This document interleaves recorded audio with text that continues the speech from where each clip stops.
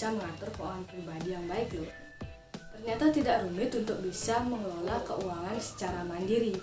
Berikut tips mengatur keuangan pribadi yang mudah dan efektif.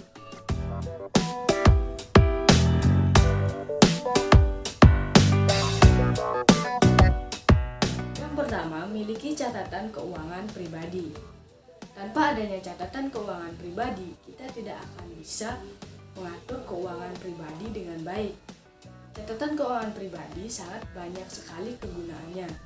Ini adalah sebuah langkah yang paling dasar yang harus kita lakukan. Jika langkah awal ini tidak kita lakukan dengan baik bahkan dengan konsisten, maka keuangan pribadi akan tetap berantakan dan tidak tertata dengan baik. Dengan mencatat keuangan pribadi, kita dapat melacak kemana saja uang yang kita hasilkan tersebut dibelanjakan.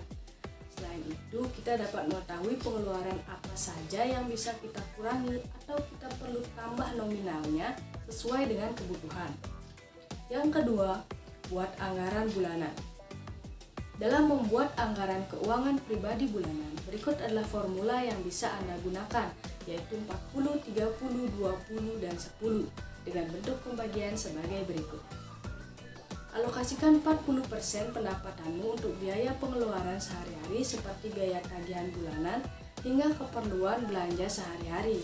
Selanjutnya, alokasikan 30% pendapatanmu untuk membayar cicilan utang apabila kamu memilikinya. 20% dari pendapatanmu berikutnya bisa kamu alokasikan untuk tabungan investasi untuk masa depan finansial yang lebih baik. Kemudian 10% dari pendapatanmu kamu alokasikan untuk donasi seperti zakat atau bersedekah. Gimana? Gampang bukan? Yang ketiga, atur pengeluaran dengan bijak. Disinilah seni dari mengelola keuangan pribadi. Setiap orang tentu punya strategi masing-masing, termasuk Anda bukan? Pengeluaran yang perlu kita bayarkan adalah pajak atau potongan.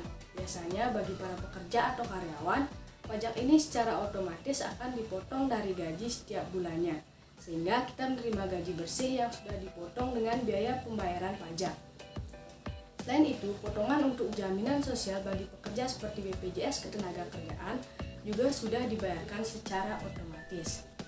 Yang keempat, mulailah berinvestasi. Selanjutnya, kita perlu memprioritaskan tabungan melalui kendaraan investasi. Menabung di bank saja tidak cukup karena jumlah bunga rata-rata yang diterima 1 tahun saja tidak sebanding dengan potongan administrasi bulanan yang dewasa ini cukup besar. Apalagi dengan tingkat inflasi yang semakin meningkat setiap tahunnya.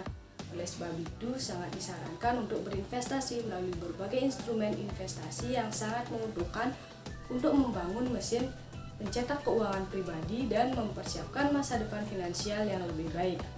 Dari tabungan investasi ini juga, kita bisa menambah pendapatan dengan membangun usaha dari penghasilan investasi yang kita terima. Dengan demikian, kita akan menambah arus pendapatan keuangan, bukan?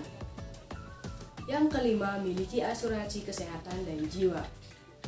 Masih banyak orang yang tidak mengerti kegunaan dan pentingnya memiliki asuransi. Mereka merasa rugi karena selama ini mereka membayar asuransi namun tidak pernah mendapatkan manfaatnya. Pertanyaannya, apakah ada orang yang mau sakit atau mengalami kejadian-kejadian buruk? Asuransi digunakan layaknya payung untuk melindungi kita dari hujan atau panas terik yang menyengat. Kita tidak tahu kapan hujan itu datang, namun kita perlu bersiap dan berjaga-jaga, bukan? Inilah letak pentingnya asuransi kesehatan dan jiwa, di mana kita perlu memilikinya. Yang terakhir, hindari utang konsumtif. Utang konsumtif akan membuat isi dompetmu semakin cekak. Utang konsumtif juga tidak disarankan. Sebaliknya, utang produktif merupakan salah satu opsi untuk meningkatkan pendapatan Anda. Misalnya, Anda meminjam sejumlah uang untuk modal usaha kepada pihak bank atau melakukan kredit kendaraan, di mana kendaraan itu Anda gunakan untuk bekerja alias menghasilkan uang. Bagaimana? Mudah bukan mengatur keuangan pribadi? Jika mudah, mari ikuti tips yang saya berikan.